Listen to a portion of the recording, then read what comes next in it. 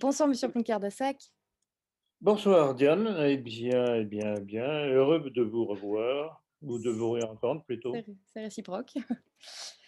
Donc on se retrouve pour parler brièvement de votre dernier livre qui est déjà en vente, que vous avez reçu et qui est désormais disponible soit en envoyant un chèque à la SPP, donc toutes les informations sur le site nationalismefrançais.com ou sur eBay et sur Amazon. Voilà. Français.com. Pardon? Nationalisme Oui, français.com. français.com, oui. Donc, votre dernier livre qui s'appelle De l'Ordo ab Chaos au Nouvel Ordre Mondial. Qu'est-ce qui vous a poussé à revenir sur le complot mondialiste et le compléter par ce nouvel ouvrage, Ordo ab Chaos? Parce que le complot continue de plus belle, tout simplement.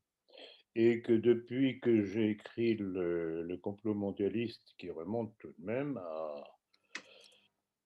à 2000, à tout début 2002, donc c'était le fruit de deux premières versions que j'avais faites tout de suite après le 11 septembre, qui pour moi est un tournant majeur dans le complot mondialiste. Et, entre autres choses, bien entendu, ce n'est pas la seule chose. Donc, il est évident qu'au fur et à mesure des années qui ont passé, on voit le complot mondialiste se développer. Et on en arrive aujourd'hui vraiment à l'affirmation de la volonté de la gouvernance mondiale et du gouvernement du nouvel ordre mondial, agrémenté de ce qu'ils appellent le grand reset, c'est-à-dire Remise à zéro. grande remise à zéro exactement, Réinitialisation. avec comme corollaire, entre autres choses sympathiques annoncées, abolition de la propriété, salaire universel, etc.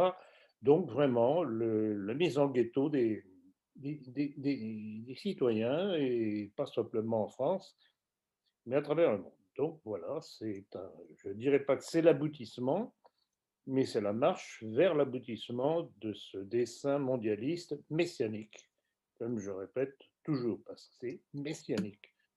Et si ceux qui n'ont pas compris peuvent toujours me poser la question. Oui, donc à travers votre livre, on voit bien l'influence et la mainmise aussi bien sur les médias, la finance, la médecine, l'industrie, l'armée. Vous analysez chaque partie, chaque sphère d'influence et ce qui donne une impression voilà, de déploiement tentaculaire de notre ennemi sur toutes ces sphères de pouvoir. Comment, en résumant brièvement, une telle mainmise a pu-t-elle s'établir? C'est-à-dire, bon, rappelez-vous, le point de départ que je donne, en tout cas le premier point de départ visible, ou relativement visible, parce qu'il était tout de même quelque peu occulté, mais on le sait, c'est avec le premier complot de la Révolution dite française, où les auteurs majeurs de ce complot, pour la plupart juifs et francs-maçons, étrangers, euh, prônaient déjà la République universelle.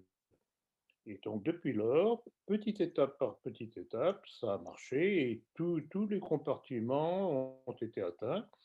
Ils ont progressivement infiltré tous les milieux. Alors, bien entendu, l'éducation nationale, parce que c'est par là qu'on commence à tenir,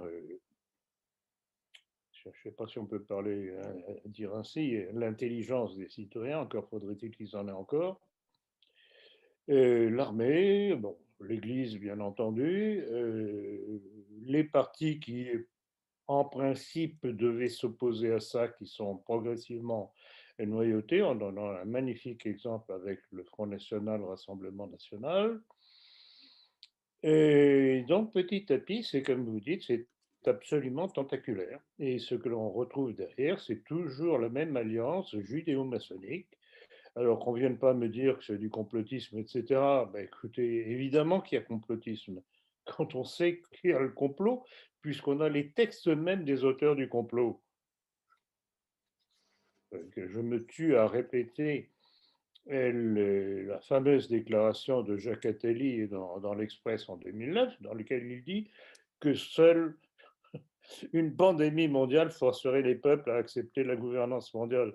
Et ensuite, on vient dire qu'il n'y a pas de complot. Et il n'est pas le seul. Donc voilà, tout est là. Alors, où les gens, les peuples, se rendent compte du complot et réagissent, ou bien il va leur arriver ce qui est prévu. Donc, moi, je fais avec d'autres, je remplis mon rôle de sonneur de tocsin pour dire attention, voilà ce qui va arriver. Alors, Oui, vous en tenez compte et vous réagissez, vous n'en tenez pas compte, vous vous couchez et ne venez pas pleurer après. oui, d'ailleurs, c'est ce qui ressurgit d'ailleurs dans ce livre, tout comme dans vos autres, livres, c'est, ces nombreuses citations qui permettent, voilà, de sortir la substantifique moelle de du complot mené par nos ennemis, de pouvoir ressortir ces citations et désarmer, nos contradicteurs et Non, mais c'est pour ça. c'est très pédagogique, comme livre. Hein. Oui, c'est ce que tout le monde me dit, c'est que je suis toujours très pédagogique, que ce soit dans mes écrits ou dans mes textes oraux. Et bon, c'est aussi une formation universitaire, puisque tout de même, j'ai eu à expliquer à des étudiants, ne serait-ce que mon cours de microchirurgie à Zurich, où toutes les grosses villes de neurochirurgie d'Europe et même du monde, je crois que même j'ai eu des Américains, sont venus pour se former à Zurich et, au point de vue technique microchirurgical. Donc, je suis habitué à expliquer les choses calmement et toujours de façon référencée. Et c'est ça, je pense que c'est ma grande force par rapport à d'autres qui se laissent aller à se défouler. Je ne me défoule pas, en tout cas pas de cette façon-là.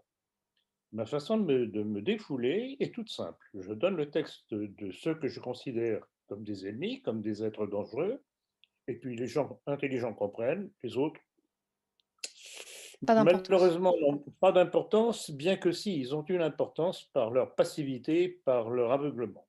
Parce que c'est grâce à des gens comme ça que, malheureusement, l'ennemi pourrait peut-être arriver à imposer ses vues.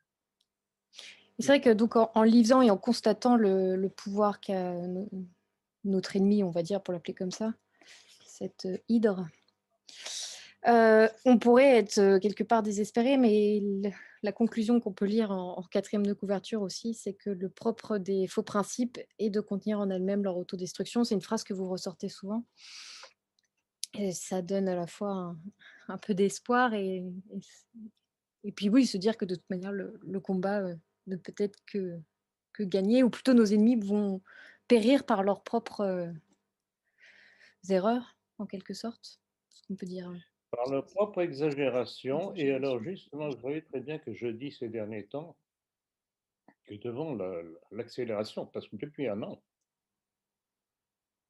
on est tout de même obligé de constater qu'il y a une accélération dans le plan. Ils ont utilisé, mais d'une façon mais forcenée, la peur sanitaire à une vitesse mais absolument incroyable, alors que jusqu'alors, ils allaient par petites étapes insensibles, tellement insensibles que la plupart des gens ne voyaient pas ce qui se préparait. Là, vraiment, ça explose. Ils se servent de cette peur sanitaire qui est basée sur le mensonge. Alors, on va tout de même revenir sur un petit point essentiel, c'est qu'on nous tartine les oreilles avec des tests positifs et des tests positifs pour nous faire croire que vraiment la pandémie augmente, se diffuse, elle est dangereuse, etc. Mais on sait très bien que 80 à 90% des tests dits positifs sont de faux positifs. Donc c'est déjà basé sur un mensonge. Et ça, il y a des études scientifiques qui ont été faites là-dessus. Je vais encore rappeler une fois que certains chercheurs quelque peu curieux, c'est un drôle de chercheurs en général, ayant testé des écouvillons vierges, ils sont revenus positifs. Et je ne sais plus, je ne sais pas si c'est vous, Emmanuel, ou quelqu'un d'autre qui m'avait rappelé cette Avec affaire du assez. Coca-Cola? Hein? Avec du Coca-Cola? Non? Non, non, non, non, non, Non? non, non, non. Bon, il y a eu la papaye aussi. Oui. Non, non, mais c'est quelqu'un qui devait aller au rendez-vous pour se faire tester, qui a eu un contretemps, il n'y est pas allé, mais il a reçu chez lui l'avis qu'il était Oui, tout à positif. fait. Oui, oui. Alors, il ne faut pas se moquer du monde, quand même. Donc, vous voyez, donc c'est systématique. Il faut aussi rappeler, ce que j'ai déjà fait, mais rappeler, rappeler, rappeler, rappeler, que quand l'État donne 55 € à chaque médecin qui déclare que le moindre rhume, le moindre petit problème respiratoire, qui est fréquent tout de même aux époques hivernales, est taxé automatiquement de Covid, si ce n'est pas une manipulation des chiffres pour faire peur aux gens. Voilà. Donc tout ça repose sur le mensonge et la crédulité des gens. Oui, ça, c'est le constat qu'on fait dans tous nos entretiens, mais pour en revenir au propre des faux principes, du coup, à force de mentir, quelles conclusions pouvez-vous en C'est-à-dire qu'un en faux découler? principe ne correspondant pas à, à la réalité, à la nature de l'être humain, provoque par ces fausses directions qu'elle prend des conséquences. Ces conséquences deviennent de plus en plus dérangeantes pour les gens, catastrophiques, jusqu'au moment où ça les fait réagir.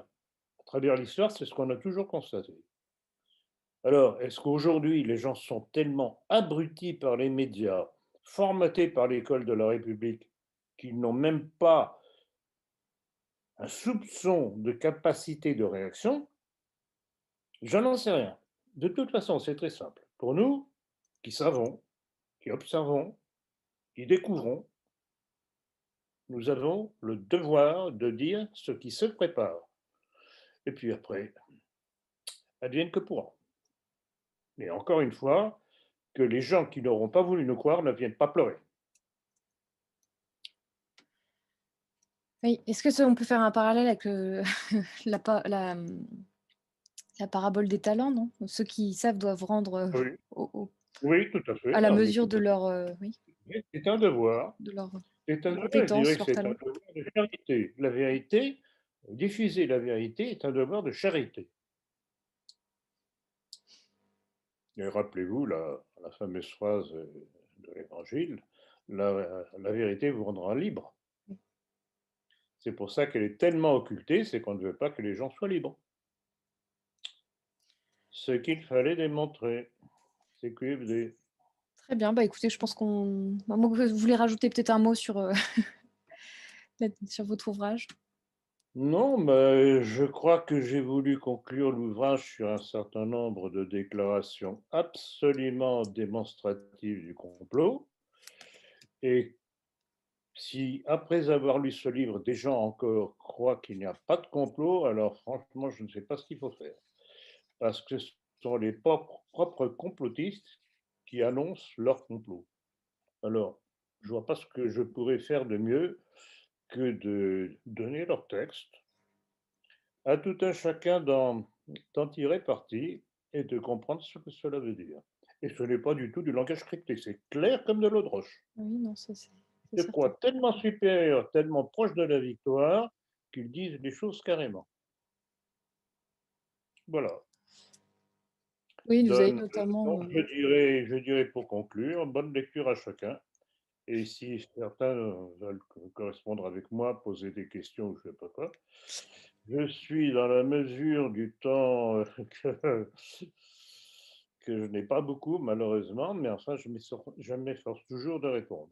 d'ailleurs, vous dispensez des dédicaces, volontiers également, Oui, pour ceux qui exactement. souhaitent. Ouais, il faut tout de même me le demander. Je ne le fais pas Oui, systématiquement. Là non et aussi, puis ça demande un certain temps.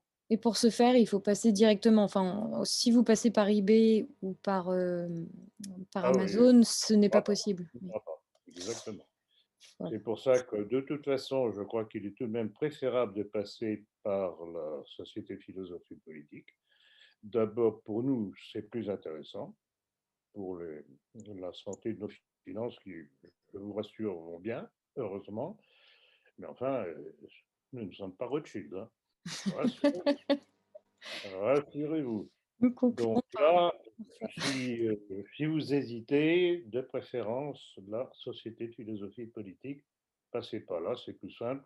Vous avez un compte bancaire avec le RIB qu'on trouve sur notre site, de même qu'on trouve ça sur notre lettre d'information à la politique en première page, colonne de gauche, et puis le simple chèque alors de la Société de philosophie politique. Voilà, je crois que vous avez tout pour agir et bien entendu, corollaire à tout ça, à la lecture de mon livre, une fois que vous l'aurez lu, j'espère que vous aurez pu prendre quelques notes, diffusez autour de vous, diffusez autour de vous et donnez toujours dans votre argumentation les textes que je donne de nos ennemis. C'est imparable. Mais de grâce, ne vous défoulez pas avec des gens qui ne sont pas nécessairement prêts. Interpellez-les par les propres textes de nos ennemis. Voilà. Bon, Et s'ils ne veulent pas comprendre, eh bien, vous passez à quelqu'un d'autre. Et une chose aussi sur laquelle je voudrais insister, parce que c'est une chose qu'on me dit souvent, et j'avoue que ça m'insupporte. C'est les gens qui me disent: «Ah, vous comprenez, en famille, je ne peux pas dire ça parce qu'on me dit: "Ah non, arrête avec tes histoires, tu vois trop de films de science-fiction", et cetera, et cetera». Ne vous laissez pas fermer la parole par des gens de votre famille. Vous avez un devoir de vérité vis-à-vis d'eux et il en va de votre survie comme de leur survie à eux aussi. Donc devoir de charité par la vérité.